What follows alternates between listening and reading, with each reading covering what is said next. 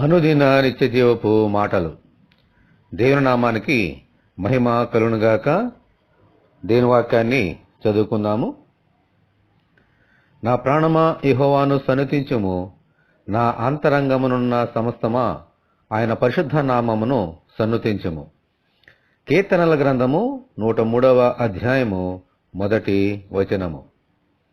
దేవుడు సూర్య చంద్ర నక్షత్రములను సృష్టించి దినములను, మాసములను, సంవత్సరములను మన కొరకు ఏర్పాటు చేశారు. దేవునికి స్తోత్రము, హల్లెలూయా. ఆయన కృపను బట్టే గత సంవత్సరమంతా కాపాడబడి ఈ నూతన సంవత్సరములో ప్రవేశపెట్టబడ్డాము. ఇందు నిమిత్తమై మనమందరము ఆయనను స్తుతింప బద్ధులమై ఉన్నాము. ఈ నూతన సంవత్సరములో మన హృదయాలను, మనసులను, ఆత్మలను నూతనముగా ఆయనకు ప్రతిష్ఠించుకొని ఆయన సేవలో ముందుకు సాగిపోదాం.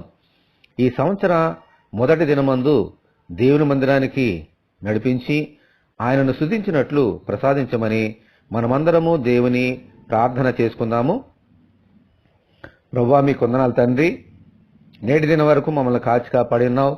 గత సంవత్సరమంతా కాచి కాపాడి ఉన్నావు దేవా, మీ కొందనాలు. భక్తుడు చెప్పిన రీతిగా నా ప్రాణమా యెహోవాను సన్నిధించుము, ఆయన చేసిన ఉపకారములో దేనిని మరవద్దని సెలవిచ్చిన రీతిగా గతించిన కాలమంతట్లోనూ ప్రభువా, గతించిన సంవత్సరమంతట్లోనూ ప్రతి నెల, ప్రతి వారము, ప్రతి దినము మమ్మల్ని కాచి కాపాడి సజీవ లెక్కలోంచి ఈ నూతన సంవత్సరంలో ప్రవేశపెట్టినందుకు మీకు వందనాలు చెల్లిస్తూ, ఈ నూతన సంవత్సరంలో ఇంకా నూతనమైన సమర్పణతో, విశ్వాసముతో నీ యందు ఆనందించు విశ్వాసంలో భద్రపరచమని మిమ్మల్ని వేడుకొంచున్నాము. ఈ వాక్యం వింటున్న నీ బిడ్డలందరినీ ఈ నూతన సంవత్సరంలో దీవించమని యేసు అతి పరిశుద్ధమైన నామములో ప్రార్థన చేస్తున్నాము తండ్రి, ఆమెన్. ప్రభు కృప మనకందరికీ తోడే ఉండునుగాక, ఆమెన్. పరిశుద్ధ దేవుని మందిరం.